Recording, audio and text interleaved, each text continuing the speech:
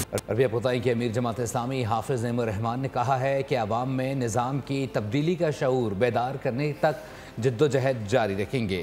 जागीरदारों और सरमायादारों को मुसल्लत कर दिया गया है। निज़ाम अब नहीं चलेगा। इक़्तिदार चंद ख़ानदानों तक महदूद नहीं होना चाहिए। रियासती सियासत इनकलाब नहीं ला सकती। उन्होंने कारकुनों की इज़्ज़त और मुत्तहिद होकर जद्दोजहद पर जोर देते हुए कहा कि हर तबके के लोग जमात इस्लामी का हिस्सा हैं और मिलकर इनकलाब लाएंगे।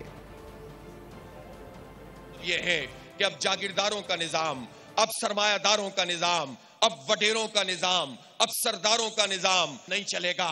निज़ाम वो चलेगा जो अल्लाह की मर्जी का होगा और अल्लाह की मखलूक की मर्जी का होगा। क़यादत अगर मुखलिस ना हो, क़यादत अगर उन लोगों पर मुश्तमिल हो कि दाएं भी एटीएम हो, बाएं भी एटीएम हो, आगे जागीरदार हो, पीछे वडेरा खड़ा हो, तो अकेला चना क्या बाहर झोंकेगा, क्या निज़ाम तब्दील करेगा, क्या इनकलाब लेकर आएगा।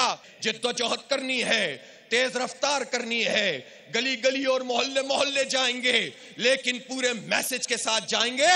निजाम की तब्दीली का असल शऊर पैदा करेंगे तो इंशाअल्लाह ताला जो इनकलाब आएगा वो पायदार इनकलाब होगा। खानदानों पे चलने वाले, विरासत पे चलने वाले कभी कोई बड़ा इनकलाब नहीं ला सकते। जमात इस्लामी आम लोगों की तरह है। इसमें अमीर लोग भी हैं, इसमें मिडिल क्लास भी हैं, इसमें गरीब लोग भी हैं, इसमें मजदूर और किसान भी हैं, और ये सब जब मिल जाते हैं तो एक निजाम के तहत इसमें लोग आगे बढ़ते हैं। सब्सक्राइब करें और बेल दबाएं ताकि कोई खबर रह न जाए।